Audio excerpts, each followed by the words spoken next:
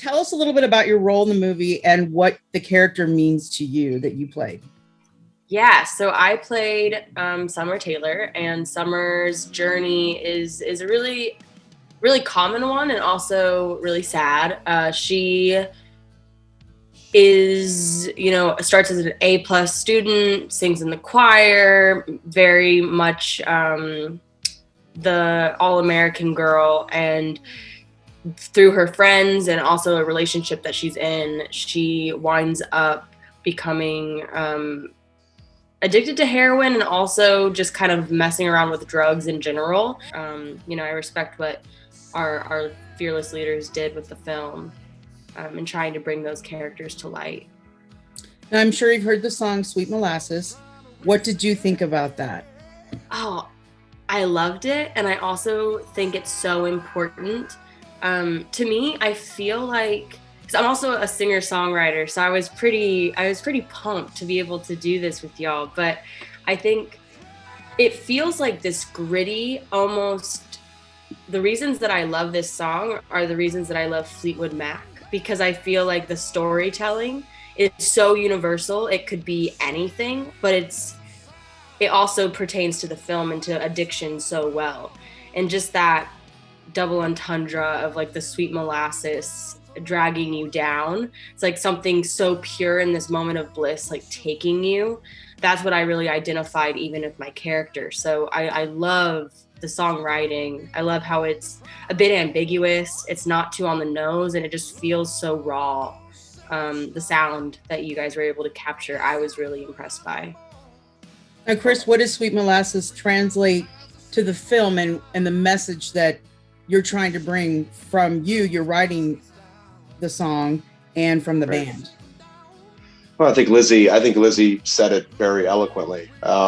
It's very reciprocal. I think, the story of Sweet Molasses really started about 5 or 6 years ago when I wrote another song about somebody that me and Mike were actually very, very close to that had died of a heroin overdose. And it's one of those stories. Again, it's where you live. Living off of 75, it's the same issue, right? Hence the film, and so we saw it. But I think with Sweet Molasses and where the song went in collaboration with writing with Steven Altonen, our other guitar player in our band, he it affected him very directly. The opioid epidemic, it's affected Doug, it's affected Mike, it's affected us.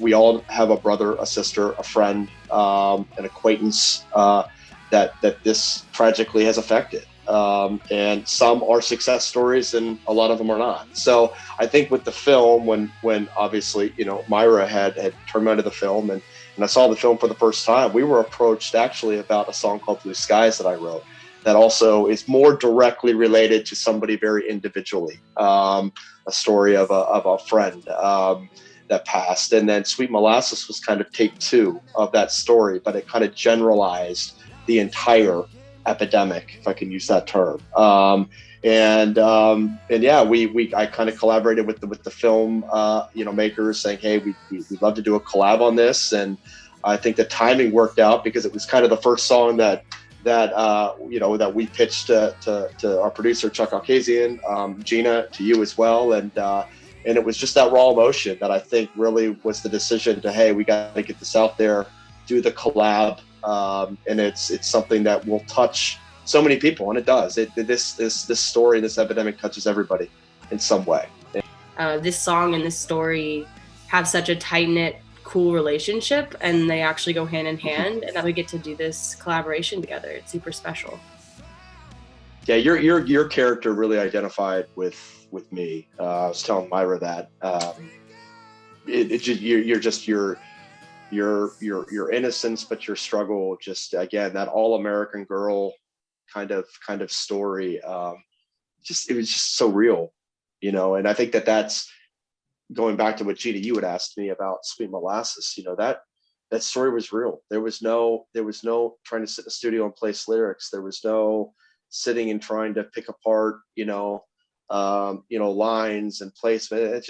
It doesn't happen. These kind of songs don't happen like that. And it was just true raw emotion. And, you just hope you can capture the performance and, Billy Gibbons from ZZ Top kind of put it very directly to me once, about 3 years ago, when I first performed kind of what I'm calling take one of Sweet Molasses' lyrics in the song Blue Skies. We sound checked with it, and it was first day to tour, and we were in Indianapolis. And these kind of stories, these kind of messages, they mean something on the stage, and that's why we write these kind of songs. So that's what we do.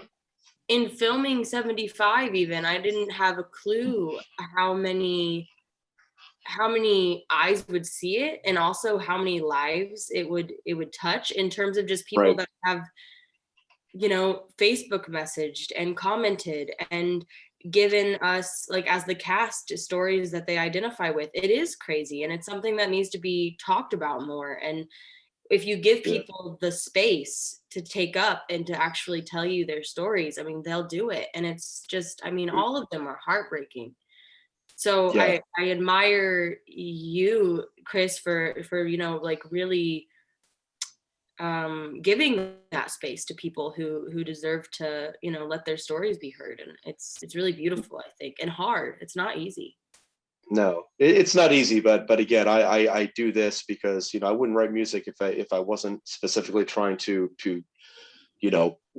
touch, somebody else's life in a way. It's kind of choose your own adventure, but it's got to mean something, and it's got to mean something real. We love doing it, we love performing, but every song that we write has that special meaning, and to different individuals. And I think that's what, music is the greatest communicator, right? It's kind of, it's language agnostic. It has that touch and that feel that everybody can relate to in some ways.